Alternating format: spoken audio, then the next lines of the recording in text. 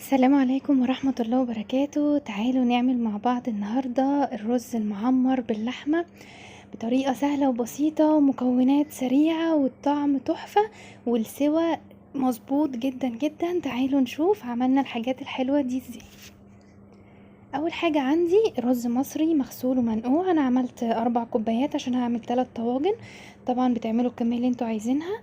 بملح الرز التمليحة بتاعة الرز العادي كأني هسويه، وبديله تقريبا كده عشان الملح يعني يدخل في كل الرز الكمية اللي عندي. وهبتدي انزل بقى بكم معلقة سمنة حلوين كده. السمنة دي هي اللي هتديله الطعم، مع ان انا احطه في الطواجن الفخار. فتخيلوا بقى الطعم هيبقى عامل ازاي. ببتدي بقى ادعكه كويس جدا. طبعا الرز ده مغسول مش منقوع، تقدري ان انتي تنقعيه لو عايزه تزودي تسرعي تسويته في الفرن. اديته رشه فلفل كده عشان يبقى مفلفل كده يبقى حلو.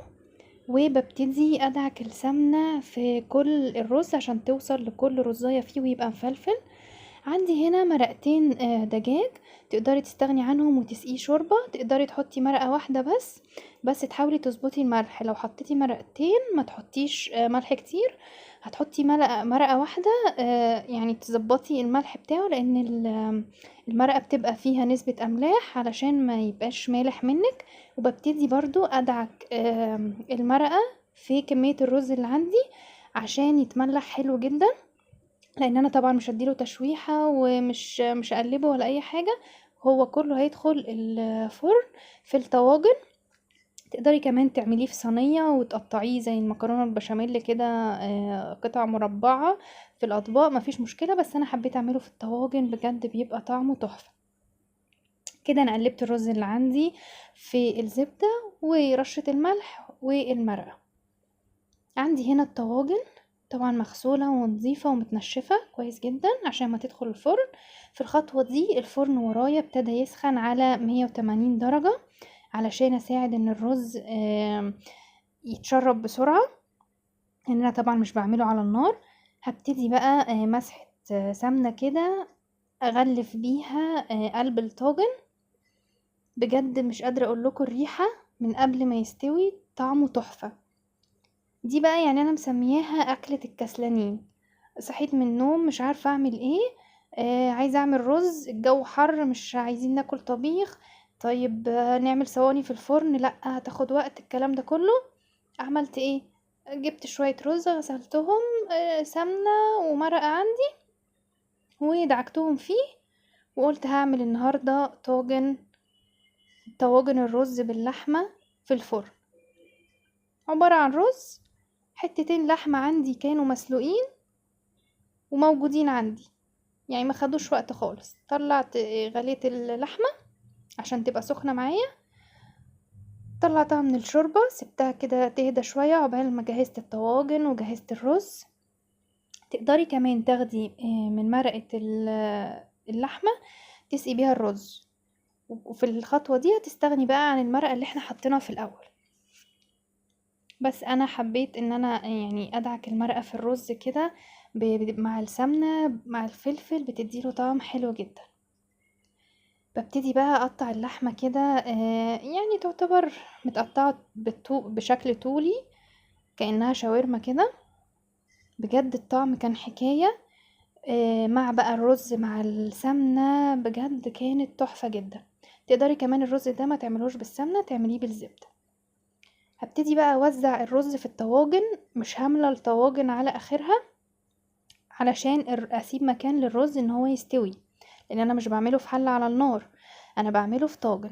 فمش عايزة الدنيا تبوظ مني ويجي بقى المية بتاعته او المرقة تغلي فتبتدي تنزلي مية في الفرن وتعملي دخان بقى وايه ما يستويش. فانا يعتبر بملأ يعني تلته او اقل من نصه في الطاجن. وببتدي احط اللحمة، بوزعها بقى على حسب الكمية. زي ما قلتلك تقدري تعمليه في صينية. اللحمة هنا مش هتبقى على الوش بس، لان انا هبتدي ان انا اقلبها في الرز كله.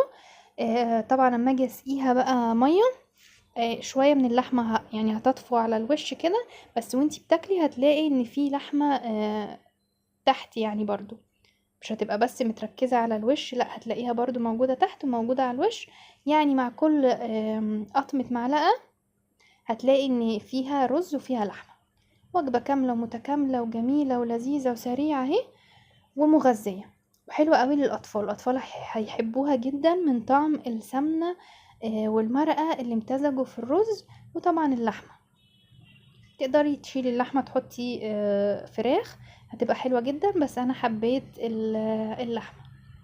هبتدي بقى انضف الدنيا حواليا كده، وانا كده خلصت. هبتدي ان انا اسقي الرز بتاعي. طبعا مش هسقيه مية ان هو يملى معايا الطاجن للاخر، علشان انا يعني اديله مساحة ان هو يغلي. يعني هسيب حوالي عقلة صباع كده ما بين حرف الطاجن وما بين المية. طبعا الطبقة الصفرة اللي موجودة على وش المية دي من السمنة اللي احنا حطيناها.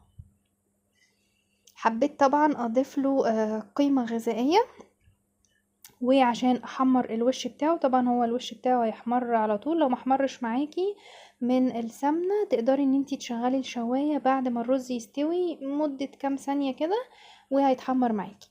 بس انا حبيت اضيف له مذاق لذيذ. بصوا المية هي مش يعني بره قوي ان هي تغلي توقعلي المية بره الطاجن.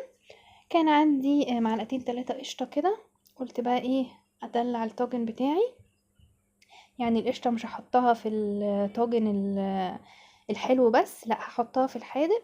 هي مش هتأثر في طعمه او تغير من طعمه، بس هتحمر لي الوش وهتديلي مذاق لذيذ كده اما تسيح بقى في الفرن مع السمنة مع المرقة. بجد الريحة حكاية من قبل ما يستوي. وهحطه بقى في صينية علشان اضمن ان المية بتاعته وهي بتغلي ما تنزلش في الفرن وتبهدلي الدنيا بقى وتعمل ريحة شياط وكده. والطاجنين التانيين حطيتهم في صينية تانية تنفع ان هي تدخل الفرن. وعلى فرن طبعا هو سخن ورايا تمام وزي الفل على 180 درجة.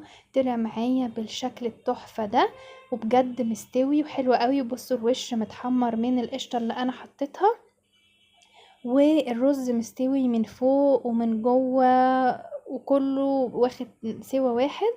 هجرب معاكم بالمعلقة دلوقتي علشان لا تقولوا بقى معجن او مستواش. لا بجد الطعم كان تحفة. هو خد معايا في الفرن حوالي نص ساعة. بصوا كل رزاية مستقلة بذاتها ومستوي وسخن، وبجد الطعم كان حكاية. جربوه هيعجبكم جدا وهيعجب اولادكم ومغذي. تقدروا تشيلوا اي مكون انا حطيته او تضيفوا اي مكون تاني. جربوه وقولوا لي رأيكم في التعليقات. وده كان فيديو النهاردة، اشوفكم في فيديو جديد.